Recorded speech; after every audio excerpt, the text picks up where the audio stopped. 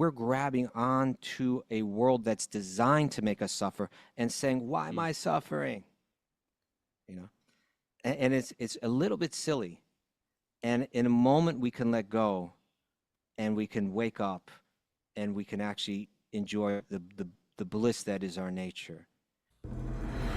Om Namo Bhagavate Vasudevaya.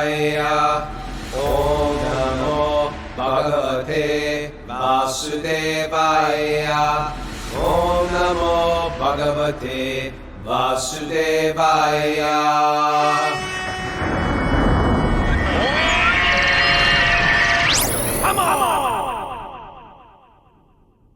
Live from Rishikesh, India, this is Wisdom of the Sages, a daily spiritual podcast with your host, Raghunath, and co-host and senior educator at the Bhakti Center in New York City, Kostubadas. Welcome to the show. It's episode 1455. It's October 27th, 2024. Woo! We just walked away from a... Mara, why don't you explain? I don't know if I can explain what just happened. It was a pretty rip-roaring kirtan, like right on the banks of the Ganga at Ramjula with, and you know, just like we sat down there and chanted, and then it just like grew and grew and grew. So it was beautiful. Yeah, it was beautiful. It was one of those things like there wasn't a lot of people just there, just our group, and not even all of our group were there. And everyone was just chanting very sincerely. And from that sincere chanting, it just expanded and expanded and expanded. And next thing you know, there's a bunch of ladies in saris, old ladies spinning around, doing their thing. It's like a whole thing. And then you get tourists come and, you know, spiritual seekers come. It's just an ecstatic way to come and serve the Dham, serve Mother Ganga, and pray for our entrance into Vrindavan tomorrow. Hari Bol. Hari Bol. Hi, Kastub. What's going on? Are you what? Can Are you you hear saying me? hello to me? What? Or I heard Yeah, I the said whole hello. thing. Okay. Okay. Oh, I didn't really hear And that. yesterday Hello, was a Raghunath. hello. And yesterday was a beautiful night. Also in Haridwar, we did a kirtan for 180 people. In Rishikesh. There we go. And how are you doing? Are you about to give a class, Kostuba, after this? Yeah, right after the podcast, I'll do a class. Looking forward to that. We stack our lives, don't we? We do, but it's nice. I mean, other than the fact that a monkey stole my big ladu, everything's going great. Are you there? It's a blessing. I thought that was a might have cue you eaten could that run whole with. gigantic cannonball of I thought ladu. that was- Yeah. All right. Uh, Why don't we get So into if you're welcome to the show, everybody. Welcome to the show. It's Q&A day. We taking questions, and we got any announcements, Miss Mara, before we start? Okay, you want me to read the announcements? Okay, we got Mara. If Wisdom of the Sages has been helpful in your life and you'd like to contribute to our work, please log on to wisdomofthesages.com and become a supporting member of our Sage community platform. For a minimum $5 monthly contribution, What's the maximum? unlimited, You mean I can give whatever I want? as much as you'd like. Not just the price of a small coffee? As much as you'd like. You get access to a wide range of live and archived classes, community chat, merchandise, retreat registrations, and much, much more. Log on to wisdomofthesages.com and join today. Wow. And if you're giving $5, I want you to thank you, and I want you to double it. Okay. Okay. So it's Q&A day, and we're doing live Q&A. And our first Q, Miss Mara, is from... Oh, it's Pat on her birthday. Welcome to the show, Pat. Okay. All right, now, Pat has just turned. Can I share your secret age? 37, yeah. She's 16, everyone. Sweet 16. She's 60. 69 years young, right? Okay, and Pat, how long have I known you for? About 10 years, I'd say. That's awesome. Where did we meet? Through yoga. Yeah. What One of what kind of the, classes? like flight school classes during teacher training. Come for the handstand, stay for the kirtan. That's right. That's right. And so during teacher training, I realized that I wanted to go to India and I couldn't think of a better teacher Oh, than you you're to sweet. go with. So this is What year was that? 2015. Wow. You're old. You're old school. I'm pre-podcast. Wow. Yeah. You're pre-podcast. That's like that's a new marker in time. Oh, I'm pre-podcast right now. I'm not one of the Joe Rogan or No, yeah. You're pre-podcast. Oh, apologies to all those who listen to Joe Rogan. Joe saved some lives. So anyway, I'm glad to have you here. And you've been to India now with me. This is the fourth Fourth. pilgrimage. She's magnetically drawn and she can't figure out why. I just keep coming back. It's beautiful. And it does something to you every time, doesn't it? It does. It does. Yeah. Yeah. And the last trip I took was, when was it? 2018. Okay. So yeah, I was one of these people who was going to come back every other year, and then COVID and other things. And now I'm back and excited. This is a fantastic group of enlightened individuals. They are very enlightened, aren't they? Totally It's inspired. It's really easy. The old days, it's like we had to play like therapist with people. It was exhausting sometimes. And now it's just sweet, sweet, sweet, sweet, sweet. So what's your question, dear? Question is, I have it written down in case I get stage fright. Okay. I know this has been asked before, and I think it's a question that a lot of people have, but I thought it might be useful just to kind of reinforce the answer for me. But it's something I continue to struggle with in the material world. And I understand that suffering is part of the material world, and it's something that we have to go through. And some have more suffering than others. But just given circumstances in the world, I find it hard not to get angry with the injustice and just senseless suffering that I see. So I'm looking for guidance on how to try to reconcile that. Great question. Why do bad things happen to good people? That's a age-old question. And Kastubi, you want to take a shot at that first? Prabhu? As you like, Raghunath. Would you like me to? I'm happy to. Yes, I would, please. Okay. I want to learn from you. Thank you for the question, Pat, and happy birthday again. Thank you. I find it to be a very sensitive subject, right? It's sensitive because we're talking about people's, in one sense, very real suffering. So we don't ever want to minimize it. But at the same time, we need to try to see it, if we're yogis, and we want to try to, then we want to try to see it through the lens of the yoga philosophy. For bhakti yogis, then we want to try to see it through the lens of the bhakti philosophy, through the lens of Vedanta. How can we understand it? I feel that there's some really good answers there. But those answers, there's certain mysteries to life that might be difficult. Maybe not everyone's ready to process them, But having kind of opened with that, let me kind of approach the topic. I want to be like the spiritual scientist today, because he has his way of kind of like breaking everything down. And I'm thinking, let's look at suffering, approach it from two directions. One is purpose, and one is perspective. Okay? You with me, Pat? Yeah? Give me a big, strong nod if the answer is yes. Yep. Do you all hear me? Yes. Okay. So, Yes. Okay, what's the purpose of our suffering? And is there a perspective that we can see it from that's very different from the perspective that we're used to, that may help us understand it, help us process it, help us grow through it? Sound good? Give me a thumbs up if it sounds good. Okay, I just know if there's a lag or what, but I feel like I'm talking to a wall. All right. So its purpose. What is its purpose?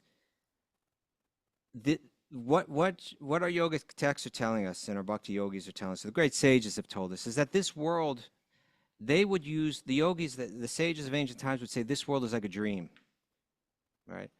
That was before the computer technology that we have now. Now, if those same sages were here today, they'd be saying this world is a virtual reality, right? It's real and it's unreal.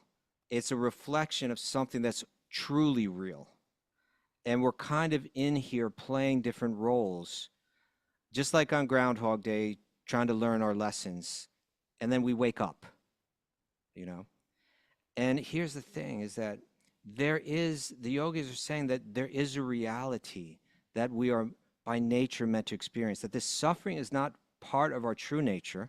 Our true nature is Satchit Ananda, right? Eternal, full of knowledge, full of bliss. That's our natural state. The suffering is the unnatural state.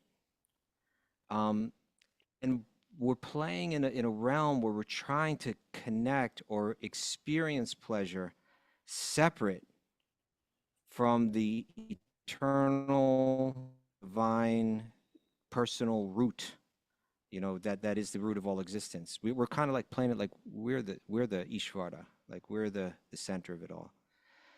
And we could get lost in this virtual reality forever if there were no suffering, right? We would continue to just kind of live a very deep, not tapping in, not experiencing our full blissful nature if there were no suffering. We'd just go on. It would be okay. It's fine. Everything's okay. We'd always be waiting for the day that it's going to get better and better. And we'd never turn around. So that suffering is something that is meant to help us uncover our deepest bliss, which is our nature. If we can understand that that's its purpose, then we can already begin to adjust a bit, right? We can already begin to adjust to it. Now, I'm going to just throw that out there, and now I want to take it to the more difficult part of the thing's perspective. Because when you start to talk about perspective, it can upset people. You mentioned that you get a little angry sometimes, Pat, at the injustice, right? She's Yeah, probably angry you know right what? now. Are you mad at me? Tell me We're the mad at you truth. now. Everybody's mad here. The whole room's mad at you, Kastuba. All right. But yesterday we spoke about this idea. I find it so important, so enlightening. The fact that you get upset over injustice, that's good. I mean, in other words, like that means if you just felt like injustice is no problem and you just decided to ignore it and so on, that would be less evolved. And more evolved is to say, hey, this is wrong. Something needs to be done, and it's starting to bother me, starting to get me upset. But there's still some deeper and deeper ways to see it, some deeper perspectives, according to the sages. And I just want to share with some. I've shared this on the show before too, but I just think if you try to think about this, it's challenging to think about, because when we hear this, people get triggered and they immediately say, "Oh, they're being insensitive to real suffering." It's not. It really isn't, because when that heart becomes very soft for God, then again you turn to the rest of the world, and it becomes very soft. It doesn't mean that you're insensitive to other sufferings, but we do need the most mature and evolved perspective that we can have on it. And so I'd like to use like this analogy of children. Sometimes children suffer over things that are insignificant to a more well-developed mind, right? Like a child has an ice cream cone, maybe double scoop, and when they receive that ice cream, all in the world is good for that child in that moment. Yeah, their mind isn't even divided into other things like, other problems in the world, or for them in that moment, nothing could be better. Everything's perfect in existence. And then if that scoop of ice cream on top of the cone should tumble and drop onto the ground, you can look at the face of the crying child and you can see that they're actually suffering profoundly. like if you took like a film and focused close on their face and focused in on the suffering, you'd see that it's very similar to intense sufferings that adults experience, right? Like if you look at a mother that just lost her child or something, in the way that she cries, and you look at the face of that child, it's very similar expression. Um, and so the parents of the child who are watching their child cry because the ice cream just fell on the ground, they feel bad. They want that their child's suffering be relieved. But at the same time, they can't help but laugh just a little bit. Did you all hear what I said, Raghu? It seemed like it was frozen up. Yeah. You with me? Yep. Okay. Double The scoop. parents, even though the child that they love more than anyone, the child that they would give their life to relieve the suffering of, even those parents who love the child so much, they can't help but laugh a little bit at the child's crying because they know how insignificant it is. They have a much broader perspective than the child. The child's perspective is everything was good. Now the ice cream is gone. All my happiness is gone, and it's gone forever. And they begin to wail. And the parents like, no, right? This is a small thing. This can be easily remedied. And the child's crying right now is going to be over very quickly, right? The parents see that this suffering it's temporary. In a sense, it's silly. It's unnecessary. And in a moment, in just a moment in time, it'll all be okay. And knowing all that, even they can laugh a little bit at it. They can see the silliness in it. Now, what if our suffering in this world was similar, right? What if the suffering that we go through, even the very painful things that we go through, from another perspective, from the perspective of eternality, the sufferings that we go through in this world could be seen as dreamlike and temporary and something entirely unnecessary, that the suffering that we're going through is something that we're holding on to. Like we're grabbing on to a world that's designed to make us suffer and saying, why am I suffering? You know, and it's a little bit silly. And in a moment we can let go and we can wake up and we can actually enjoy the bliss that is our nature. That perspective, But it doesn't mean somebody argue, oh, you're just being callous, Mr. Kostuba. well, that's what You're I'm a saying. callous People man. will argue that, and the people will argue that. Are the parents being callous when they laugh at the child? No. Yeah, sort of. So, but not so then really. that, yeah, so then that would be my answer. That not that they're necessarily going to accept that, but hopefully that analogy can help to open the mind up a little bit. And again, it doesn't mean that we don't respond to that suffering. It doesn't mean that we don't do what we can to relieve it. But this is the point, and this is the point that the yogis make, the bhaktas make. It's very important that we do what we can to relieve material suffering in whatever way we can. But if we neglect to try to provide spiritual knowledge, which is what gives relief on the full scale, which is the one thing that can cut the suffering for good. We can go around and try to end suffering in so many different ways, and we'll be busy forever and we'll never get the job done. But if someone can understand their own true spiritual nature, that has the potential to relieve their suffering eternally. And so therefore the sages, they hey, we distribute food and prasadam, and we do so many different things that we can to try to help people suffering, on the ground level. But we're really neglecting the deeper compassion or the deeper solution if we don't try to provide the spiritual knowledge that is the panacea that can relieve all suffering. So these are just some thoughts, Pat. I hope they're helpful. I'd like to hear Raghunath's contributions too. Good question, and it's an age-old question, and most religions struggle with this, and they come up with lots of theories, etc. But it doesn't work unless you accept the eternality of the soul. If you accept the eternality of the soul, you realize, oh, this perspective is We're here to grow. We're here to learn. There's a reason we have this body. This material world is not a land of unicorns and purple ponies and cotton candy. It's a reform school. We're in reform school. We're in a prison house, and we're here to learn lessons. And to the degree that I don't accept that is to the degree that I'm always struggling. Imagine being in prison saying, well, why can't I go golfing today? Why can't I go boating today? Why can't I get in a hot air balloon and just take off and go kite surfing? You can't do that. You can't kite surf in a hot air balloon. Don't you understand? No, my point is you can't do whatever you want in a prison, and you got to take some responsibility. And this is the perspective of we're here to grow.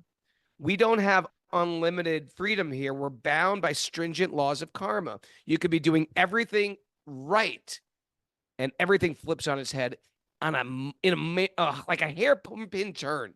Everything's going right. You've done everything right, and everything falls apart. And that is a reoccurring drama that happens in people's lives forever.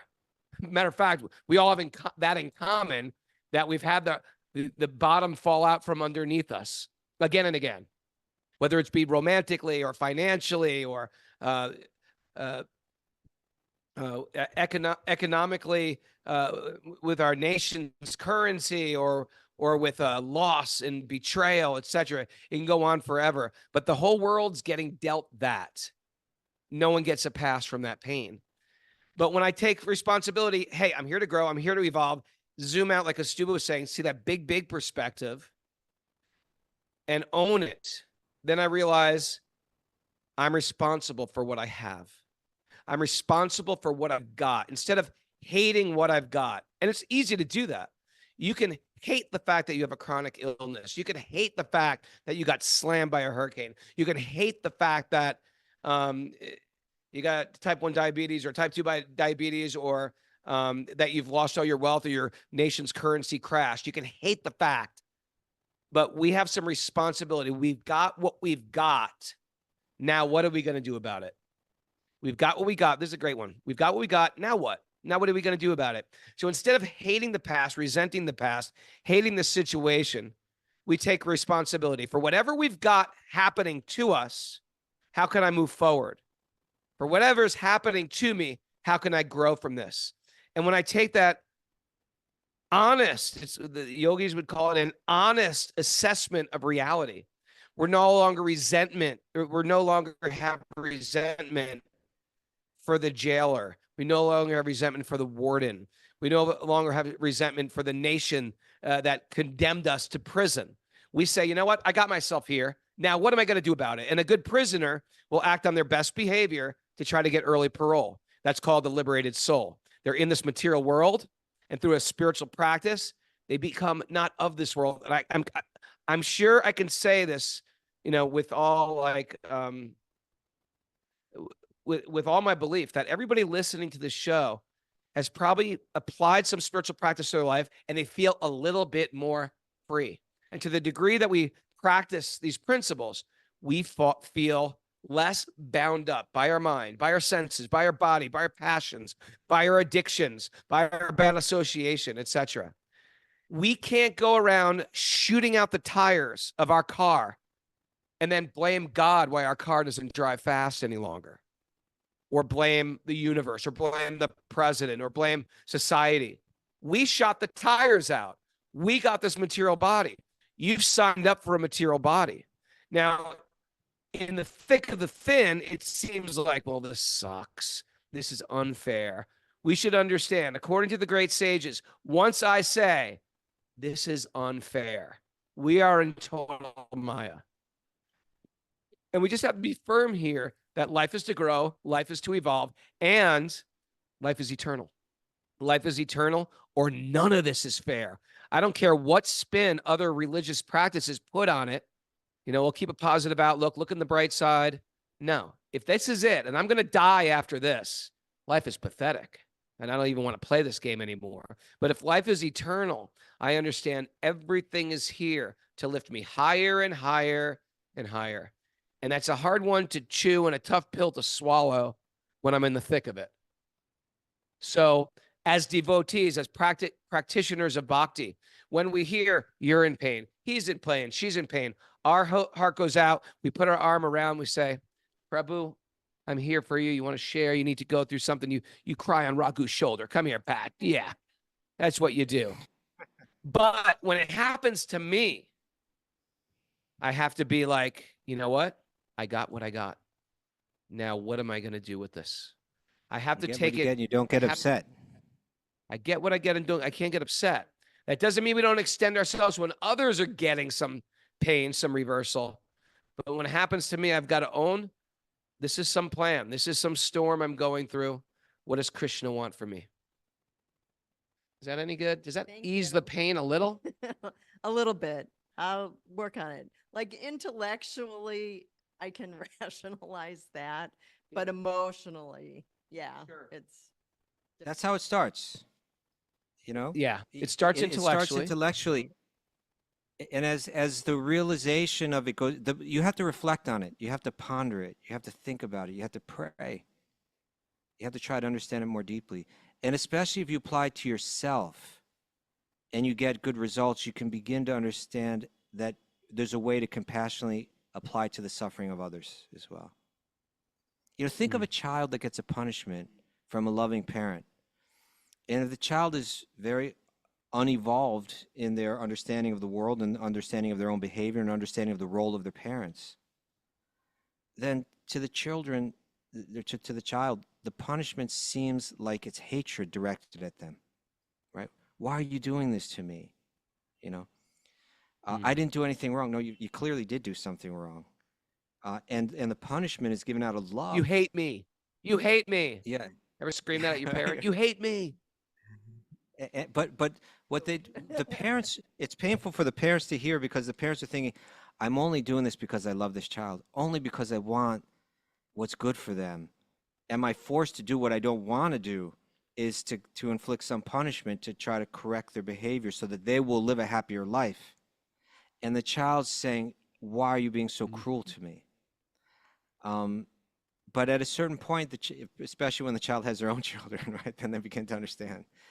Like, oh, now I get it. You know, that was love all along. That it was a demonstration of love. The yogis could see what goes on in this world is all moving by the force of God's love, right? Not everybody can see it, but the yogis could see it. Children may not be able to see it, but when they grow up a little and they evolve a bit, then they see it, and it becomes plainly obvious. You know, the illusion that they were so covered by dissipates, and then it becomes obvious you were acting for my good. I understand it now. I didn't understand it then. So we need to. It's hard for us to have the perspective that starts with hearing. We have a lag or something. I was just saying it starts it's with hard, hearing. It's that hard changes for us the to think that. Happen on each. You go ahead. You go for it. You run with it. Okay. It starts with hearing. It frames out the pain, but it's not going to make it go away immediately. If someone dies that you love, you always feel that grief. It's not like that grief goes away, but it's a very different vantage point to examine loss. And it will soften the blow. Okay, one more quick thing. Raghu. Yeah. And we discussed this yesterday, but when, again, the same heart, the soft heart, when it sees Krishna and feels love. When you turn that same heart to the living entities, it feels compassion. That means all of them. And so that means that this is something to think about, Pat.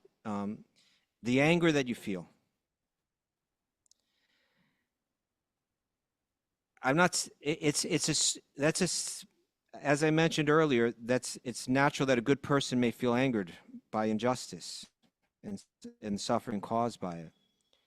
A still more evolved being would feel compassion, and not just compassion for those who are suffering, but compassion for those that are inflicting the suffering because they are going to suffer themselves because of this, because they're acting out of ignorance, and it's only going to bring suffering upon themselves. So now we have two parties that are suffering, and so the yogis. Again, it's not that we necessarily don't vote or we don't necessarily try to get involved in any way, but in their heart, they don't pick sides of who they feel love for and who they feel hatred for. They're actually feeling compassion for all. We need, if we can come to that platform, we can actually become an instrument of compassion in this world. If we don't come to that platform, it'll be very superficial. You know, I'm trying to help these people, but not those people. And actually, I'm trying to hurt those people. You know, we're not truly an instrument of God's compassion. But if we can come to that level where there's no hatred in our heart for anyone, there's compassion for the victim and the inflictor. Now we're coming to a very high level of understanding, and it's on that level that the mysteries of this universe and life and so on, they'll be revealed to us. We'll begin to understand them deeply. Hope that's okay. Happy birthday, Pat. All right. Happy birthday. Pat's birthday. Thank you, Pat. Celebrating birthday in Rishikesh by the side of Mother Ganga. Okay, who's our next? Oh, it's Ferdie, our friend Ferdie. That sounds like a children's TV show. Our friend Ferdie's here. Our friend Ferdie. My little Ferdie, my little Ferdie, my little Ferdie, my friend. How are you? You having a good day today? Pretty fantastic. Hare Krishna. Great day today. Great last few days. Yeah, felt totally free. Yeah. And I feel like Krishna's just gonna walk us hand in hand in the Dham. Don't you feel? I feel it. Yeah. We have such a know, good Raghu, group. Ferdie's Yeah. got like some star power. This is like his second day on the show, and like, you know, he could be a regular. I could see. He's a celeb. I could He's see a- people want more of him. Yeah, we love him. He's lovable. Thank you. Thank you, Prabhu. Thank you. What's your question today, Mr. Ferdie? Okay, so I woke up today, right? And it's like we have 3+ days left on the trip. We are starting to make our way into Vrindavan and Govardhan Hill. And it's been somewhat easy to, in a sense, to lose my material mind on this trip. I mean, you, Prabhu, and Kastuba and Maharaji, I mean, you guys have created the right conditions, the right experience, the right guidance, the association of all these beloved souls around me every day has really, really enriched and fulfilled my heart and my practice. But I'm a little worried because, you know, I leave to go back to the material world and to be a householder again. And, you know, it sort of worries me, like, what am I going to face and how am I going to face it? And, you know, how am I going to hold on to what I've experienced here with you all and what I've learned thus far, and to be able to grow this practice without letting attachment and the material world really get in the way of all of it. So this idea of like assimilation is really like front of mind for me. And I, you know, I would just welcome any sort of help, please. Good question, Ferdie. He's desperate now. He's desperate. He's going back and he's feeling the pain. I would say, Kostuba, if I'm jump on this first. Yeah. Don't go back to the material world. Yeah. Go back Yeah, to the just throw your spiritual world. passport in the And Ganga.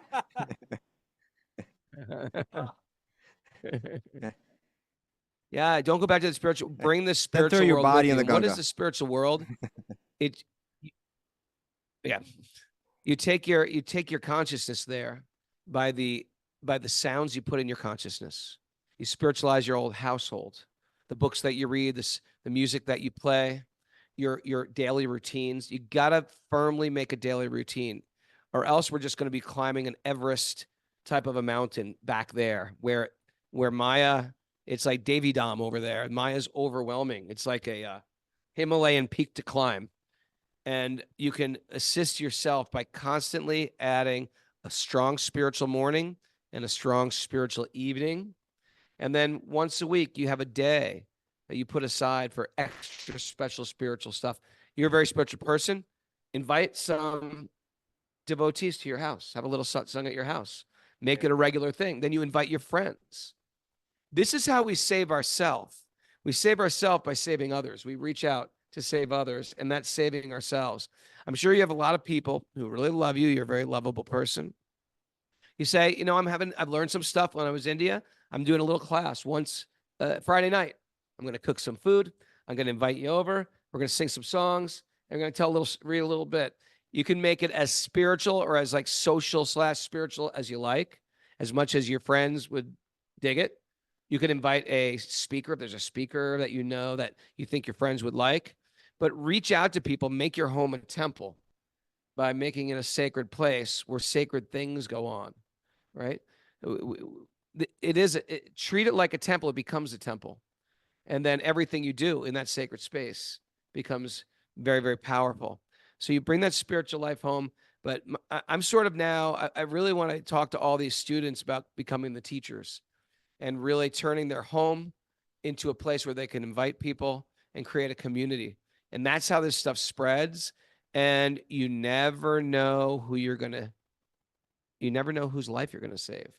There's some people that seem like they've got it all together and they're on the brinks of taking their life. I mean, that's how precarious the material world is.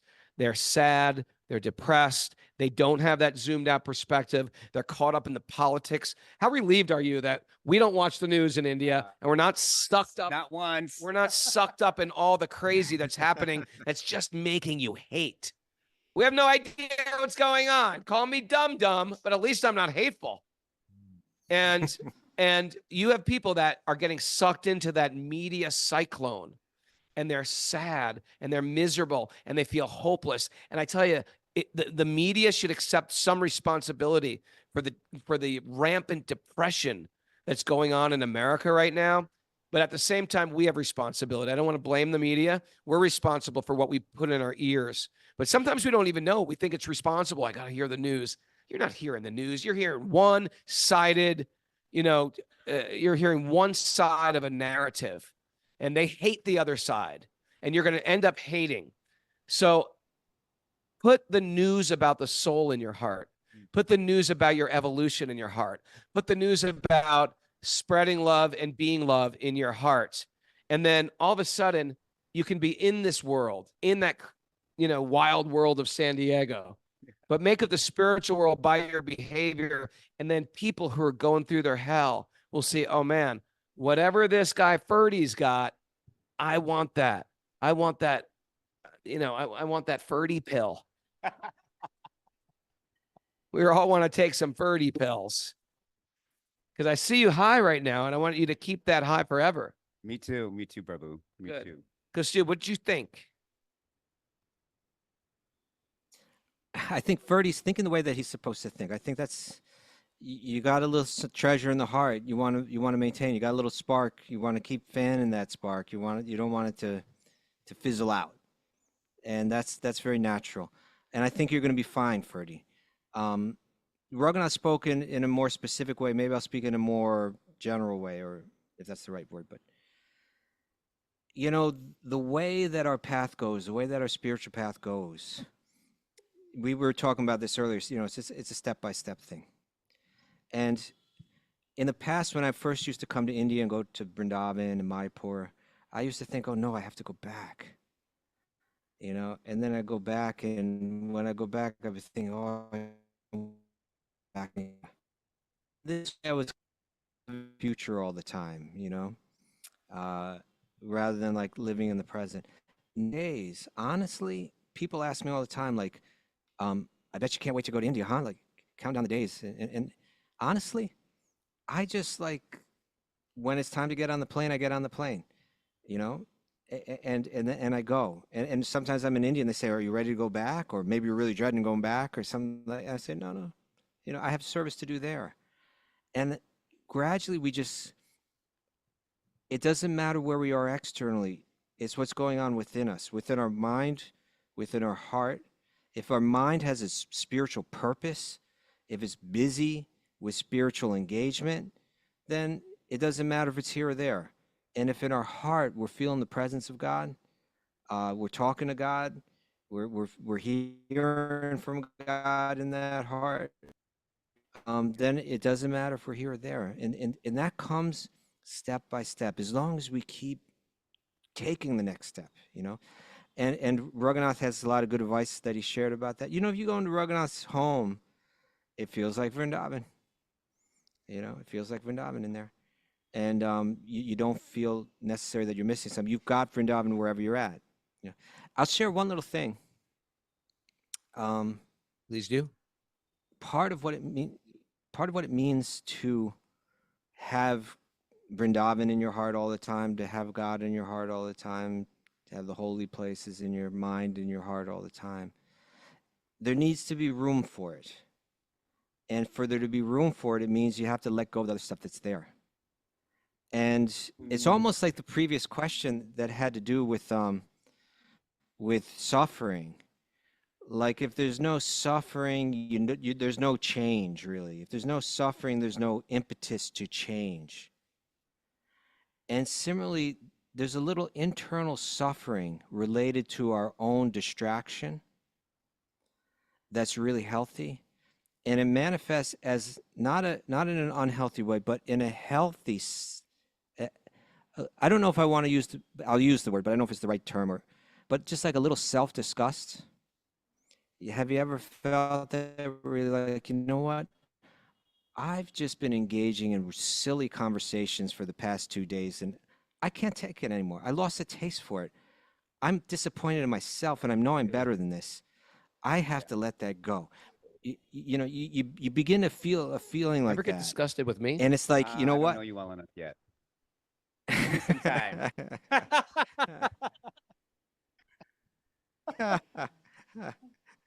No, but here's my point is it's not a negative thing, because when you feel that self-disgust, it's actually like a breakthrough that feels good.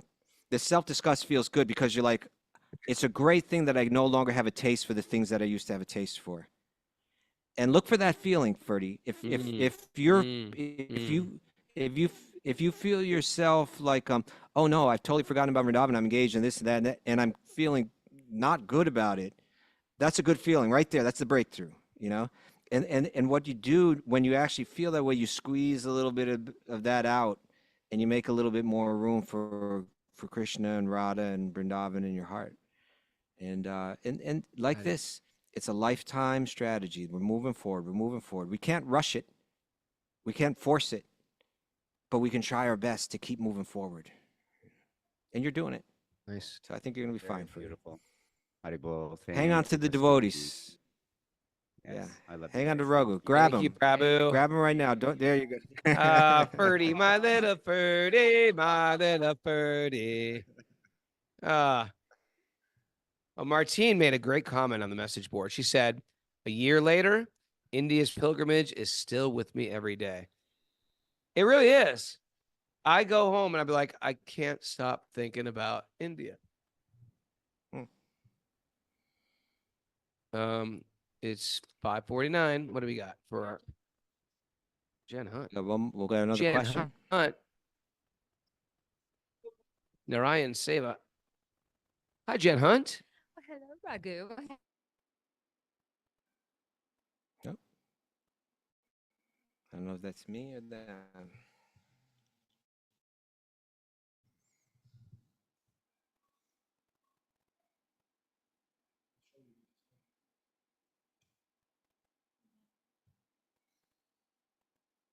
Maybe if someone could let me know if it's me or them that's freezing up on the chat board. Because if it's them, I'll try to entertain you. Okay, it is them. The only thing is I don't know the question. So it's a little bit hard for me to entertain you, but hopefully they're coming back any second now. Let's see.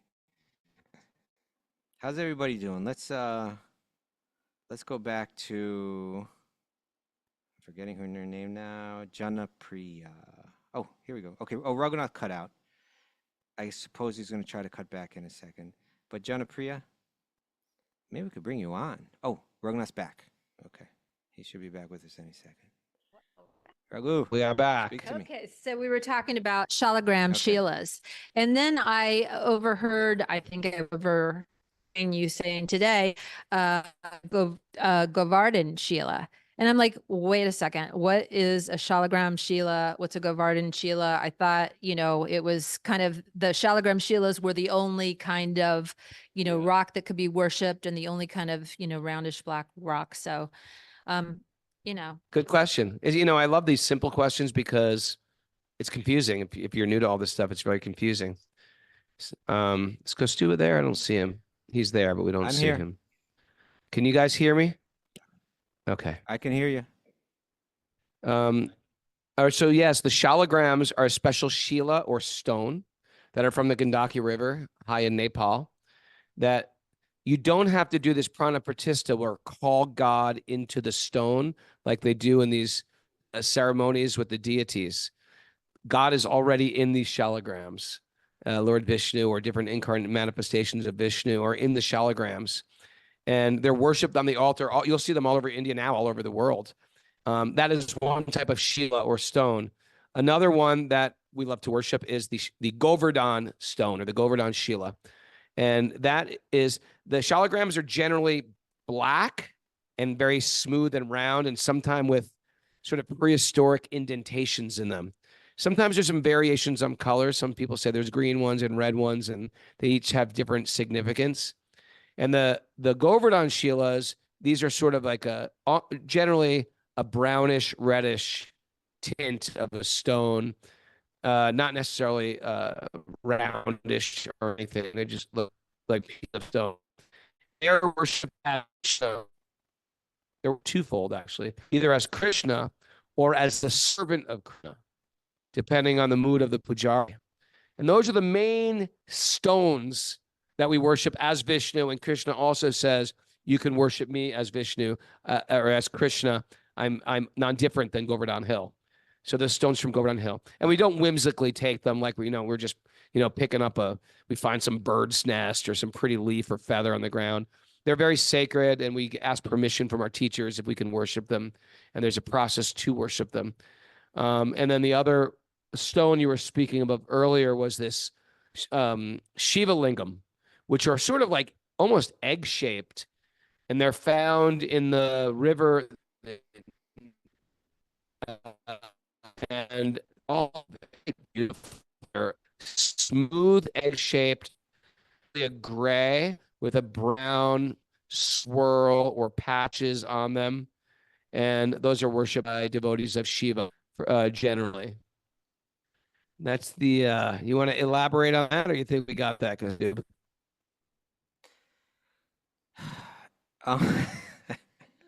Yeah, I think you got it mostly. I mean,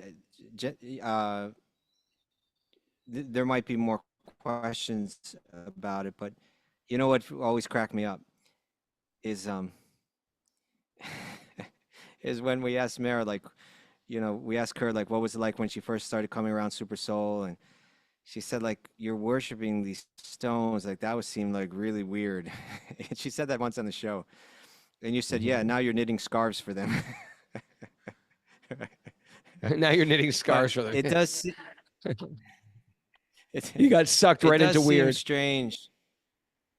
Yeah, big time. I get it how it could seem very strange to someone who's not from the tradition. There's such a strong tradition of philosophy, a strong tradition of cultural tradition. There's architecture, and there's Vastu, and there's astrology, and there's Ayurveda, medicine, and so on. There's so much solid knowledge coming out of this tradition that when they say something like these stones in particular, they're not ordinary stones. These stones are self-manifestations of Lord Vishnu. And as Raghunath was saying, they're not something that becomes sacred because of our intention towards them. They're sacred already. And it's like Prabhupada would sometimes use the analogy of like a mailbox. You can invest your devotion there and it will be received. Not like any rock is not the same.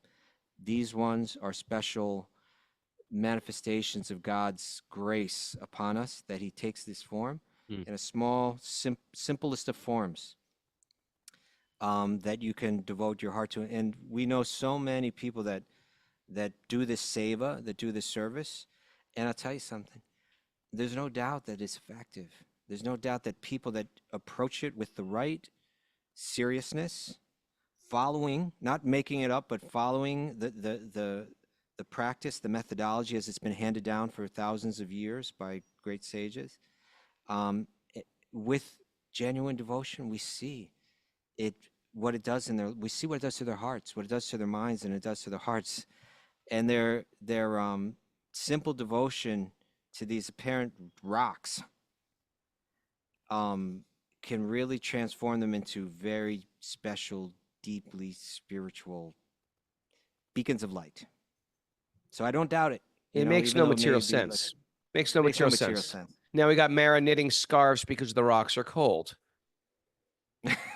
Gets cold enough. Gets cold in upstate New York. The rocks get cold. But not when she. If you don't get it, you don't get it. And once you get it, it makes 100% sense. Because then the next phase is the rocks are hungry.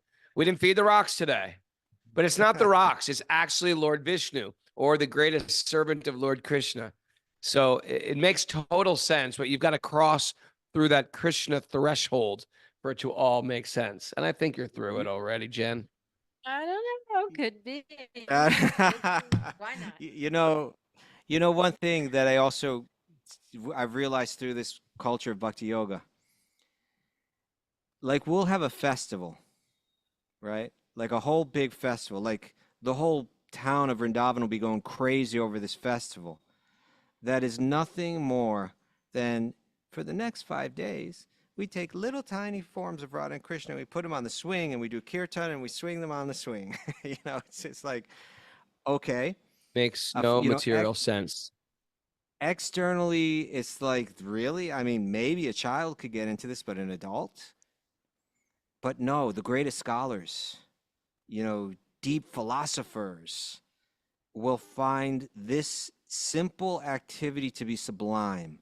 And we begin to recognize that the purest emotions, the deepest and purest sentiments of love can be nurtured and cultured and expressed in the simplest of expressions. And then when you feel it, it's more powerful than, someone can spend, hundreds of $millions to create a film to try to get you to feel something like that. But you can feel it just by watching someone, waving a stick of incense in front of a little black stone, and it's for real. When I first got my second initiation, at first I could be like, this makes sense. We're worshiping these manifestations of God in the form of stone. We call spirit to enter the stone, and then we worship that stone in the form of spirits. But when you get second initiation and you see what's going on behind those closed curtains, it's a whole nother world of kooky, transcendental kooky. When you wake the deities in the morning, and they're in Sanskrit, you say this, but it translates to Krishna, Radha, it's time to wake up. Your mother is waiting. And you have a little Krishna in a little bed. And you take him out of a little bed and you give him his first meal of the day, which is sweets. Krishna eats sweets. As soon as he wakes up, he eats burfi, like sweet fudge. And then you decorate and you get him, still have his pajamas on in the nighttime. A lot of times people don't even realize this. If you go to the temple, the deity is often wearing different clothes throughout the course of the day. When I first went to the temple, I was like, what? They do what? They change the clothes of the dolls? It didn't make sense. It was made no sense whatsoever. And then at night, they put the last RT, they actually have their pajamas on. I had no idea. I was shocked. I was one of those, this is crazy. This is weird. Now I'm like, where are the pajamas? I love these pajamas. I shop for pajamas. We're going to have another thing that this reminds me of. Tell me. In South India, in the world, actually, in the whole world, the temple of Balaji, which is in South India, in Andhra Pradesh, that temple is the most visited place in the world, right? More than the Vatican. I think it's every day, more than the Vatican, yeah.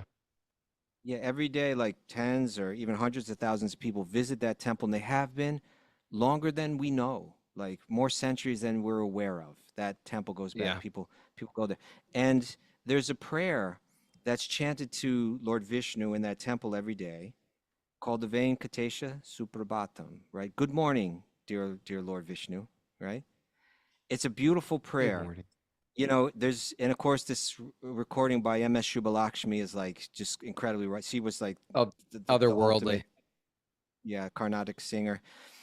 And that you can go anywhere in South India, and there's going to be like you're going to hear that coming from temples. They're going to blast it over loudspeakers. Everybody knows it. Everybody like you grow up in a several mile vicinity of a temple, and they play that they'll play it at like 4 a.m. right? Like maybe 5 a.m. They blast it over the loudspeaker. You hear that. That's the first thing you hear every day when you wake up, and it's a beautiful prayer. And all the prayer is, I mean, the Sanskrit poetry is like, exceptional, but the sentiment in it, and what the lyrics are saying is, "Dear Lord Vishnu, please wake up.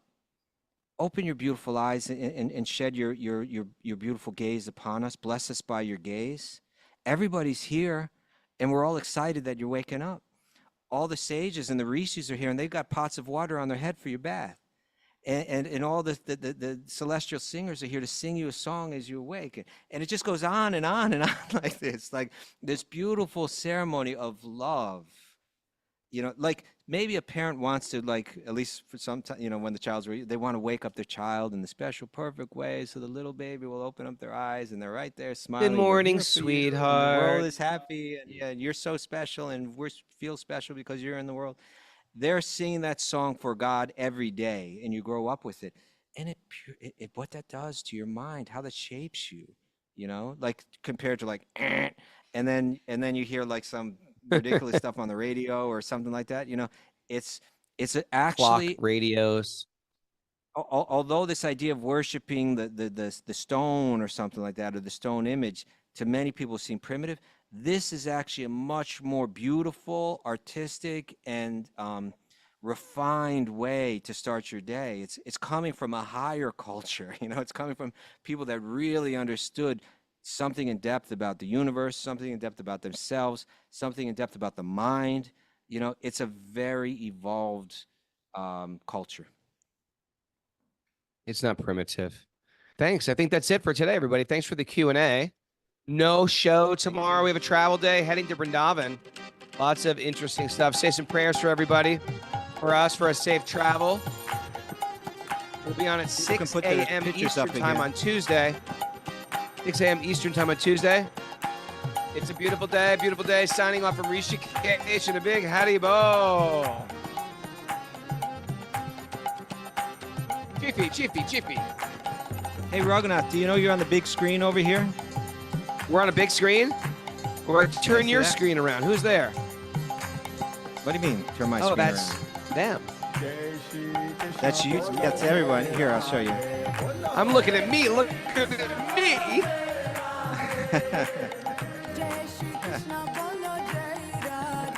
And I'm on delay. It's a beautiful day. For a beautiful day, let the magic continue to flow in a magical ganga. Haribo.